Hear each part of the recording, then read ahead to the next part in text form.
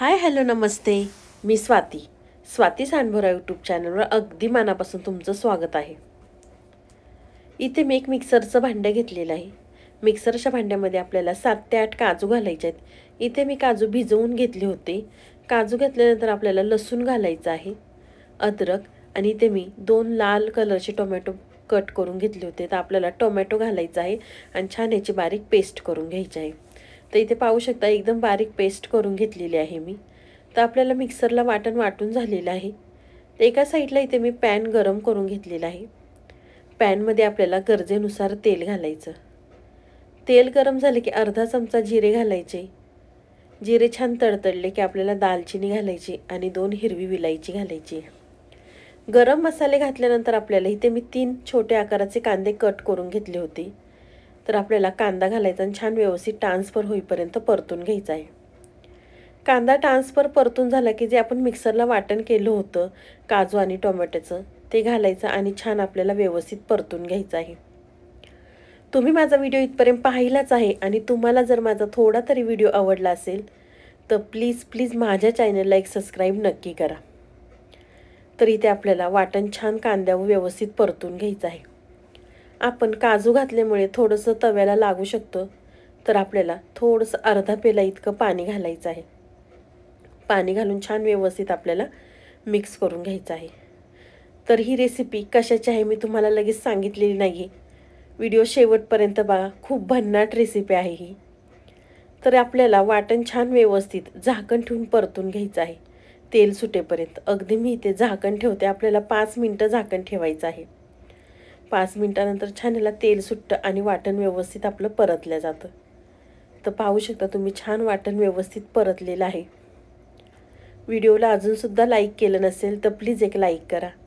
साईडचं bell आयकॉनसुद्धा press करा, म्हणजे तुम्हाला माझ्या व्हिडिओचं नोटिफिकेशन सर्वात आधी येईल. तर वाटण छान परतल्यानंतर काही मसाले ॲड करायचे आहेत आपल्याला. तर 1 चमचा मिरची पावडर, 1 चमचा बेडगी मिरची पावडर, 1 चमचा धना पावडर घालायची आहे. धना पावडर घातल्यानंतर आपल्याला अर्धा चमचा गरम मसाला घालायचा आहे. हळद घालायची आहे आणि छान व्यवस्थित आपल्याला मिक्स करून घ्यायचं आहे. अगदी मसाले मी तर बेसिकच मसाले वापरलेले आहे. तर मसाले आपल्याला छान तेल सुटेपर्यंत परतून घ्यायचं आहे. मसाले छान व्यवस्थित परतले की आपल्याला परत पाणी घालायचं आहे. इथे मी गरजेनुसार पाणी घालते. पाणी घातल्यानंतर परत छान व्यवस्थित आपल्याला मिक्स करून घ्यायचं आहे. इथे मी छान व्यवस्थित मिक्स करून घेते. मिक्स केल्यानंतर आपल्याला चवीनुसार मीठ घालायचं आहे.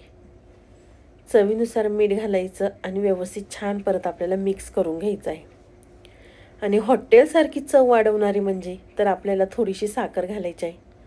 तुम्हाला आवडत असेल तर साखर घाला, नाही घातली तरी काही हरकत नाही.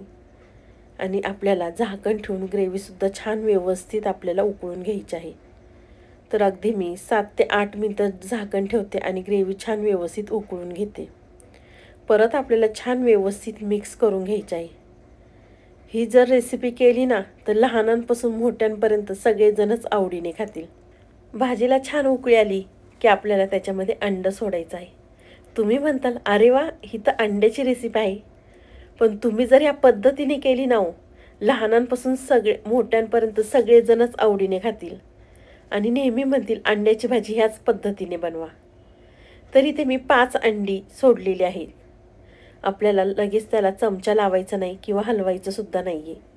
तर मी ते झाकण ठेवून बरोबर 7 ते 8 मिनटं मी झाकण ठेवलं होतं की जेणेकरून अंडं व्यवस्थित शिजल्या गेलेलं आहे.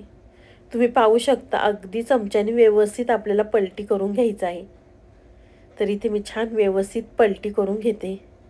30 अंड्याची भाजी खाऊन तुम्ही कंटाळला असाल तर ही रेसिपी खास तुमच्यासाठी. व्हिडिओ पहा आणि लगेच करायला घ्या.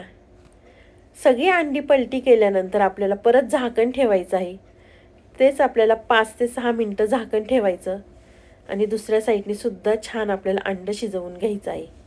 अंडं शिजल्या जातं लगेच, पण जो आपला ग्रेव्ही आहे त्या अंड्यामध्ये गेली पाहिजे, म्हणजे अंडं खायला सुद्धा तेवढंच चविष्ट लागतं. आणि आपल्याला भरपूर कट केलेली कोथिंबीर घालायची.